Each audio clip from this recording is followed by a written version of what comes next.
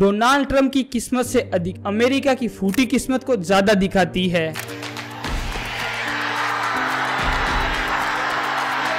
Trump के साथ जो हुआ वो एक नफरत के कीड़े ने किया है, पर ऐसे नफरत के कीड़े तो भारत के अंदर भी बिखरे हुए पड़े हैं। अगर इस बार हरामखोरी करके अगर मोदी जीतेगा ना तो कोई लोग डरना मत कुछ बोलना, उसको मार दिया जाएगा।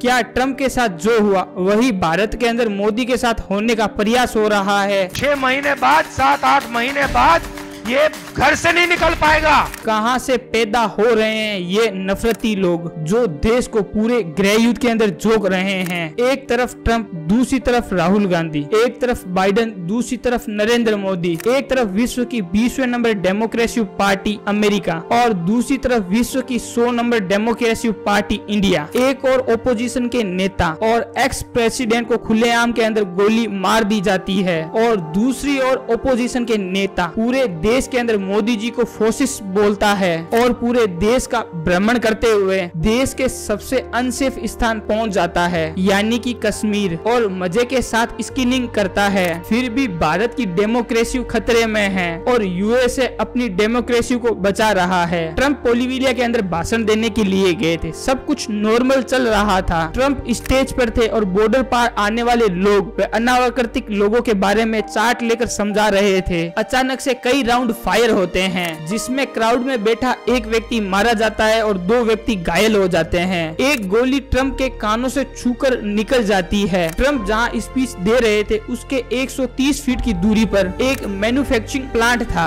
छत पर खड़ा मात्र 20 वर्ष का थॉमस मैथ्यूज धनाधन क्राउड के ऊपर गोलियां चला रहा था। ट्रंप को बचाने के बाद सबसे पहले उसको पकड़ा गया था और बिना किसी को विलंब करते हुए उसको वहीं पर ही ठोक दिया गया। क्रुक की गाड़ी व उसके घर से बम बनाने के लिए आवश्यक सामान मिले थे। इस लड़के के द्वारा ट्रंप पर केवल गोलियां चलाने का कारण था सिर्फ और सिर्फ घृणा, ट्रंप और रिपब्लिक से घृणा। My name is Thomas Matthew Crooks. I hate Republicans, I hate Trump, and guess what? You got the wrong guy.